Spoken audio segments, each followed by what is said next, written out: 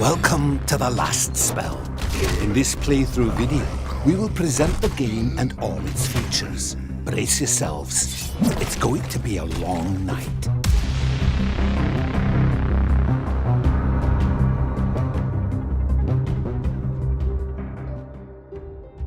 The last spell is divided into days, which are split into 3 phases.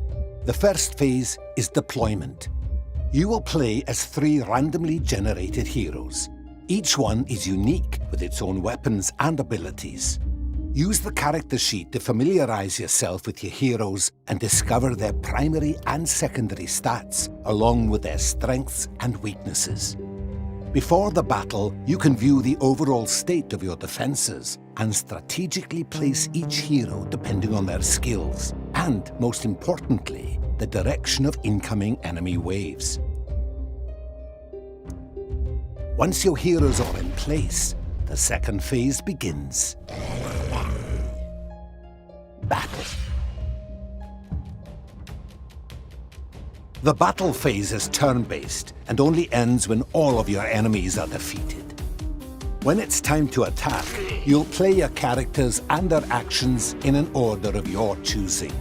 Each hero is defined by 3 resources: action points, mana points, and move points.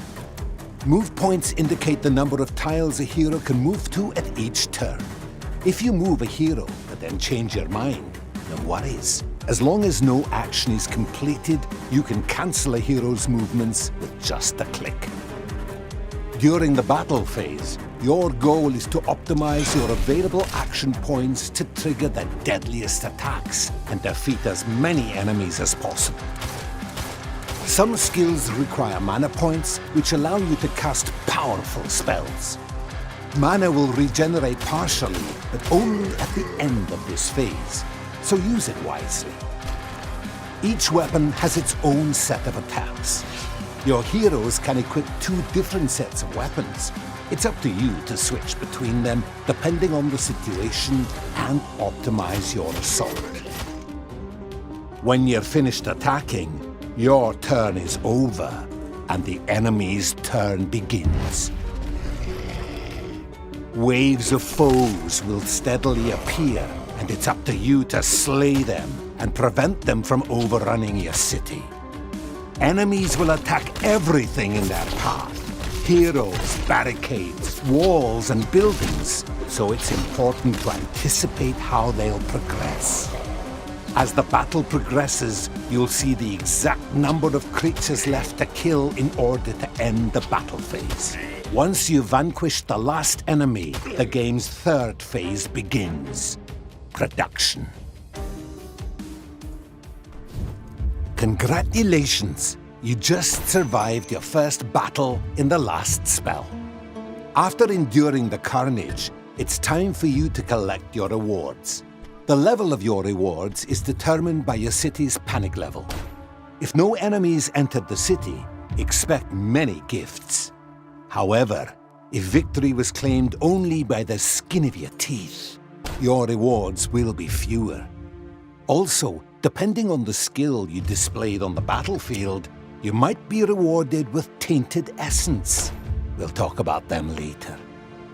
Materials allow you to build defenses like barricades and walls, as well as more offensive solutions that you will discover later in the game. With gold, the possibilities are many.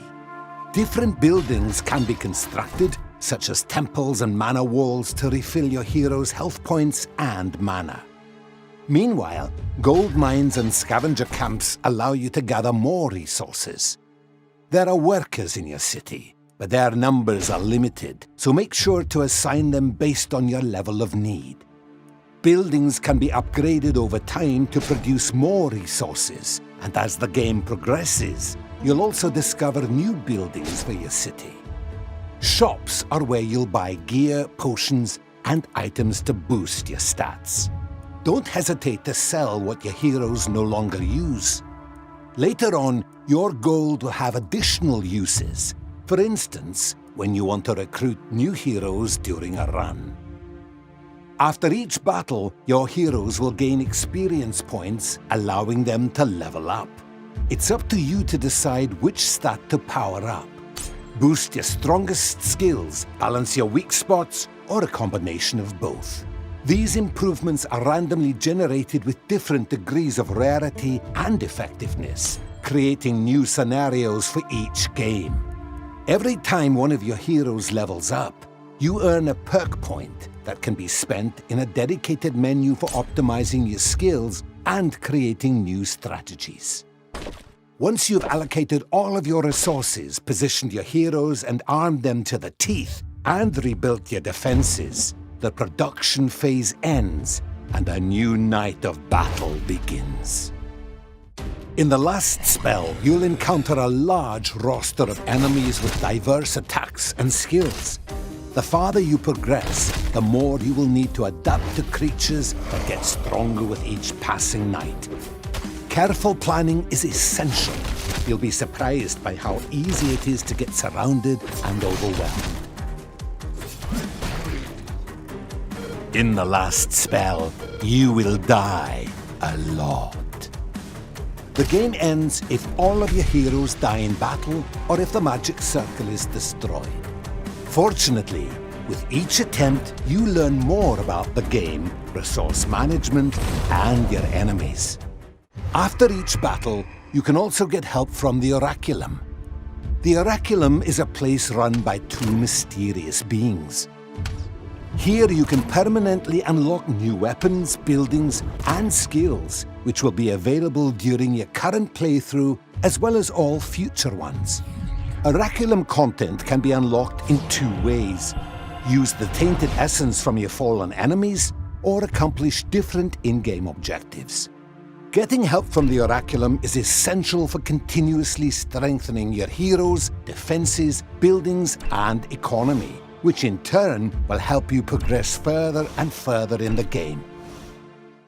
The last spell is an intense strategy game full of surprises.